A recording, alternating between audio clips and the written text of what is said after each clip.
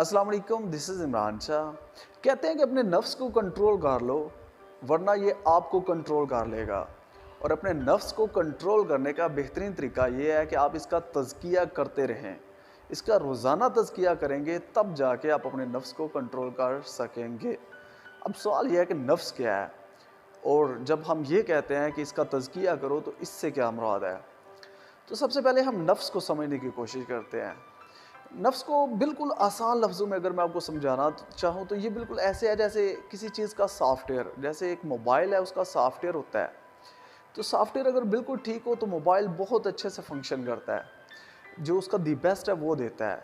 लेकिन अगर मोबाइल में वायरस आ जाए या मोबाइल का सॉफ्टवेयर करप्ट हो जाए, यानी सॉफ्टवेयर पे अटैक हो जाए, तो फिर आपका मोबाइल सही से फंक्शन नहीं करेगा। इस तरह किसी भी चीज़ का सॉफ्टवेयर जब करप्ट हो जाता है, जब उस पे अटैक होता है, जब वो गंदा हो जाता है, तो फिर वो चीज़ उस तरीके से फंक्शन नहीं करती। तो हमारी बॉडी का जो सॉफ्टवेयर है इसको हम नफ्स कहते हैं। अब सॉफ्टवेयर अच्छी हालत में भी हो सकता है और बुरी हालत में भी हो सकता है। तो हम जब कहते हैं कि अपने नफ्स का तज़किया करो तो इससे मुराद ये है कि हमने सॉफ्टवेयर को प्रोटेक्ट करना है, इसको अच्छी हालत में रखना है। अब सॉफ्टवेयर की बुरी हालत क्या है, यानी हमारे नफ्स का जो अदना दर्जा है वो क्या है? अदना दर्जा ये है कि आप अपनी ख्वाहिशात के गुलाम हैं, आप लज्जत के ताबे हैं। यानी आपका जिस्म आपसे जो डिमांड करता है, आप सही और गलत की तमीज़ किए बिना उसके पीछे लगे हुए हैं। यानी आपका जो ज़मीर है वो सोया हुआ है, वो आपको मलामत तक नहीं कर रहा, ये सबसे निचला दर्जा है। यहाँ पे अगर आप इस दर्जे पे हैं तो आप समझ लें कि आपकी जो इनर सेल्फ है, यानी आपका जो सॉफ्टवेयर है वो टोटली करप्ट हो चुका है। उस पे जो वायरसेस हैं उनका अटैक बहुत ज़्यादा शदीद किस्म का है। इस इस स्टेज को हम नफ्से अम्मारा कहते हैं। यानी ये नफ्स की वो स्टेज है जिसको हम नफ्से अम्मारा कहते हैं, और इसमें इंसान गुनाहों की तरफ रग़बत रखता है और उसको कोई भी आप कह लें निदामत नहीं होती, परेशानी नहीं होती। वो गुनाह करता जाता है और वो इस पे पछताता भी नहीं है। अल्लाह से बहुत दूर होता है इस स्टेज पे इंसान, क्योंकि उसमें सही और गलत की तमीज़ जो नहीं होती। और अल्लाह का नूर कैसे उस इंसान में या उस दिल में या उस आप कह लें कि ज़ात में आ सकता है कि जिसमें गंद ही गंद हो। इससे अगला जो नफ्स का लेवल है उसको हम नफ्से लवामा कहते हैं। नफ्से लवामा में इंसान कंफ्यूज रहता है, वो अच्छाई की भी तरगीब रखता है लेकिन बुराई की तरफ भी राग़िब हो जाता है। यानी कि टू बी या नॉट टू बी की सिचुएशन में इंसान रहता है।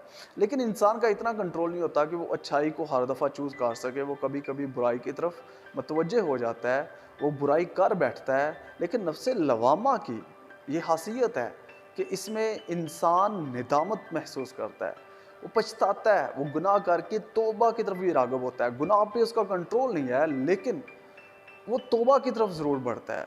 अब इससे ऊपर अगर एक सबसे आला मकाम की तरफ जाएँ जो नफ्स का है, वो है नफ्से मुतमइन्ना।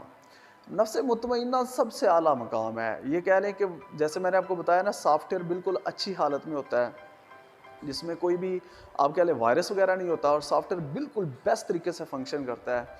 नफ्से मुतमइन्ना वो वाला हिस्सा है इंसान का, जब वो अपने आप को प्यूरीफाई कर लेता है, इतना प्यूरीफाई कर लेता है कि वो गुनाह से नफ़रत करता है और नेकी में सुकून महसूस करता है, और वो नेक काम करने में, सदका करने में, अच्छाई करने में अगर वो राग़िब रहता है और सुकून भी इन्हीं कामों में महसूस करता है, और बुराई पे एहतियार होने के बावजूद वो बुराई की तरफ राग़िब नहीं होता बल्कि उससे नफ़रत करता है, और उसको आप कह लें कि सोच में भी बुराई से इंसान जो है वो डरता है। इस लेवल को हम बोलते हैं नफ्से मुतमइन्ना। अब तज़किया करने से क्या मुराद है? जैसे इसकी मिसाल एक ना बाग से हम लेते हैं। सपोज़ कर लें कि आपने एक बाग लगाया है, उसमें पौधे लगाए हैं। अब अगर आप बाग की हिफाज़त नहीं करेंगे, आप स्प्रे वगैरह नहीं करते रहेंगे, तो वहाँ पे जड़ी-बूटियाँ उग जाएँगी। अब जड़ी-बूटियाँ उग के क्या करेंगी? वो न्यूट्रिशंस, वो ताकत जो ज़मीन ने उन पौधों को देनी है, ये जड़ी-बूटियाँ अपनी तरफ खींचेंगी और पौधे इफ़ेक्टेड होंगे। यानी कि पौधों की आप कह लें जो सलाहियत है, वो एक किस्म की कंप्रोमाइज़्ड हो जाएगी। तो आप गार्डन को क्या करते हो, यानी जो बाग वगैरह है उसकी सफाई करते रहते हो। सफाई करते रहते हो, इससे क्या होता है कि जो भी आपने फसल लगाई है, पौधे लगाए हैं या बाग लगाया है, वो अच्छे से होता है, यानी जो नताइज आप चाहते हैं वो आपको मिलते हैं। कुछ ऐसे ही हमारे ब्रेन, हमारी सोचों के साथ होता है, यानी हमारी सोचों में और हमारे अमल के साथ भी होता है। ठीक है, हमारे अगर हम अपने एक दिन का एनालिसिस करें तो 60,000 से 70,000 सोचें हमारे जहन में आती हैं। अब क्या आपको लगता है वो सारी सोचें ठीक होती हैं? नहीं होती। उसमें गंदी सोचें भी होती हैं, उसमें तकब्बुर भी होगा, उसमें झूठ भी होगा, उसमें रियाकारी भी, उसमें आप कह लें कि दिखावा भी होगा, मुनाफ़िक़त भी होगी, ये सारी चीज़ें होंगी, हसद भी होगा। तो 60,000 से 70,000 सोचों में ये जो गंदे वाला हिस्सा है, यानी कि ये जो बुरे वाला हिस्सा है, इसको आप पहले परखते हैं, यानी कि जाँचते हैं और फिर इससे बचने की कोशिश करते हैं, तो इसको हम कहते हैं तज़किया करना।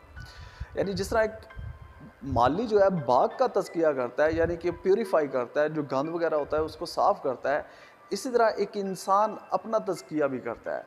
लेकिन इस इंसान ने तज़किया अपनी सोच का करना होता है। वो अपनी सोच के गुनाहों से भी बचने की कोशिश करता है।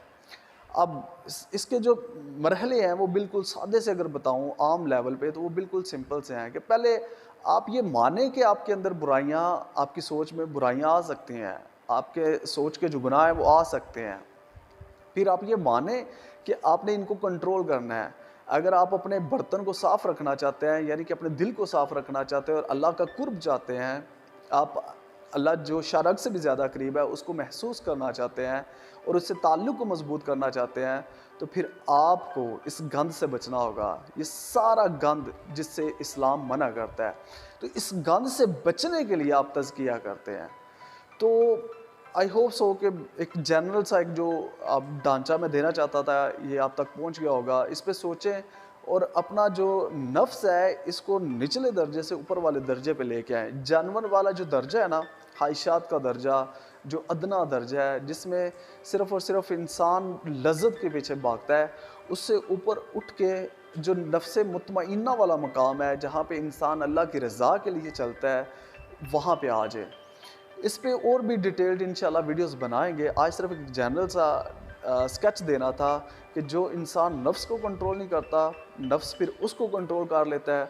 और नफ्स के कंट्रोल करने से मुराद यह है कि इंसान अपनी ख्वाहिशात के ताबे हो जाता है, वो लज्जत के पीछे पड़ा रहता है और ख्वाहिशात उस पर कंट्रोल कर लेती हैं और वो इंसान सही और गलत की तमीज़ से आज़ाद हो जाता है, यानी इसको इससे परवाह नहीं होती। और जिसका रिज़ल्ट ये होता है कि वो बेसुकूनी में रहता है, वो आप कह लें कि अल्लाह की दूरी इख्तियार उससे हो जाती है। वो ना भी चाहे तो फिर दूर उसने होना ही होना होता है। आप कह लें कि ईमान की दौलत से वो दूर हो जाता है। अस्सलाम वालेकुम।